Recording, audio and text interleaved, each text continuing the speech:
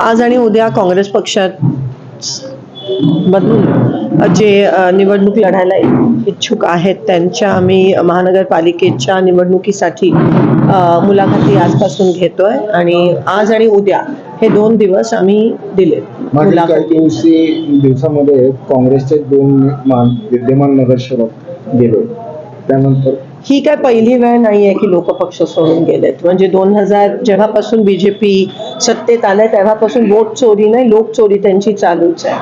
आणि मला या गोष्टीचं आश्चर्य वाटतोय की केंद्रात आणि राज्यात त्यांची सत्ता असूनही, अमाप पैसे असूनही, साम दाम दंड सगळे असूनही त्यांना नगरसेवक साठी उमेदवार मिळत नाहीत.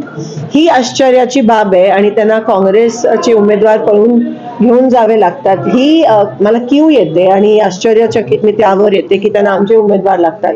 सत्तेत असताना सुद्धा त्यांच्याकडे उमेदवार नाही आहेत. ही अतिशय लाजिरवाणी बाब आहे त्यांच्यासाठी. आणि मला असं वाटतं की जे गेलेत सोडून, पक्ष सोडून, आधी जे गेलेत पक्ष सोडून, त्यांचं काय झालंय हे तुम्हाला दिसतंय. मला तुम्हाला ते सांगण्याची गरज नाहीये. आणि काँग्रेस मुक्त भारत करणारे जे आहेत, जे फुशारक्या मारतायत, ते आज काँग्रेस युक्त बीजेपी करतायत, ह्याचा मला कुठेतरी आनंद होतोय. भाजपा नेत्यांचं असं म्हणणं होतं की काँग्रेसला उमेदवार सुद्धा मिळणार नाही, पण ऐकतो बघतोय आणि मोठा रिस्पॉन्स मिळतोय. काय सांगाल की? आणि आमचे उमेदवार ते घेऊन चाललेत. म्हणजे हे स्पष्ट आहे की कोणाला मिळत नाहीये, हे स्पष्ट आहे.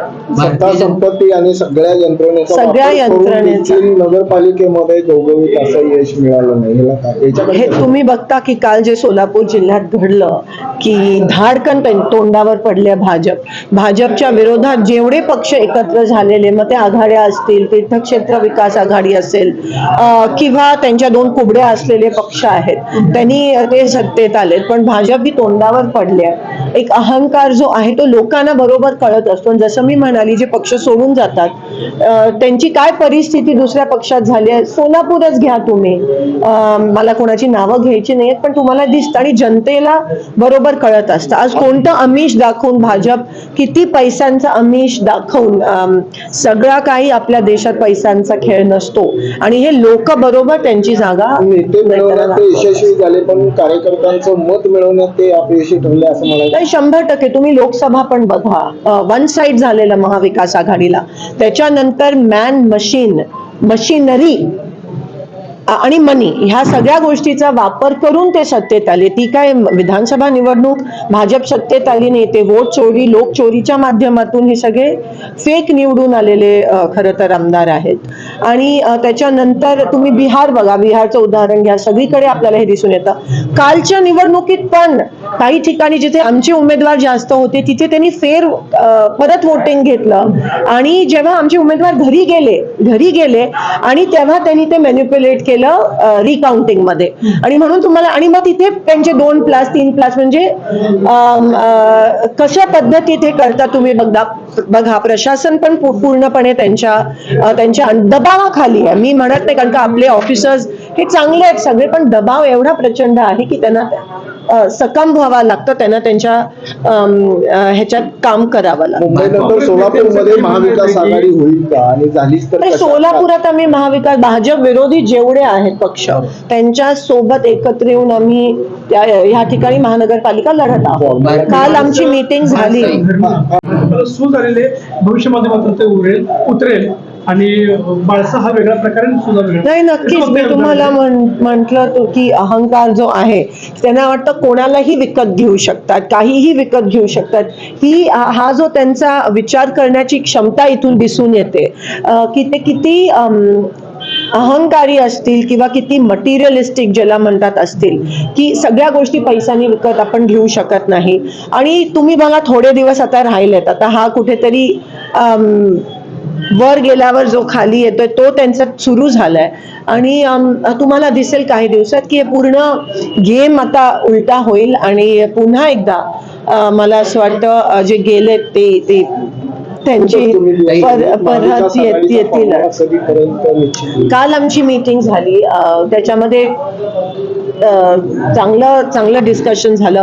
बऱ्याच सीट्सवर आमची चर्चा झाली आणि मला असं वाटतं 1-2 दिवसात किती तुम्हाला घटक पक्ष एकत्रित असतील? तुम्हाला दिसत आता मी सगळ्या जसं मी म्हणते भाजप विरोधात जेवढे आहेत तेवढे सगळ्यांच्या सोबत आम्हाला एकत्र येण्यास काही हरकत नाही. आणि जे भाजपकडे गेलेत जी लोक भाजपनी ज्यांना तिकीट दिली नाही आहेत बंडखोर असतील त्यांच्यासाठी पण आमचे दरवाजे उघडे. आता हे जे भारतीय जनता पार्टीतले दिग्गज आहेत त्यांना तिकीट डावललं समजा आणि ते काँग्रेसकडे मी बोलली आमचे दरवाजे उघडेच आहेत. फक्त त्यांनी काँग्रेसची विचारसरणी स्वीकारायची त्यांची इच्छा असायला पाहिजे. एमआयएम आणि वंचित घटक पक्षामध्ये महाविकास आघाडीत सोबत आहे. अजून ती चर्चा त्या ठिकाणी चालू आहे. जे मी म्हणाली बीजेपीच्या विरोधात इकडे जागा वाटपाचा फॉर्म्युला ठरला का काय? चेतन भाऊ त्या बैठकीसाठी होते ते जोपर्यंत सगळं चाललेलं आहे आणि काही फक्त प्रभाग राहिलेत 100% महाविकास आघाडी म्हणून आम्ही ते जनतेसमोर येऊयात. आणि जे आमचे काही आपले गेले असतील सगळ्यांना तर तिकीट मिळणं शक्यच नाहीये. आणि ते काय करतात आता बघूया ते काय करतात.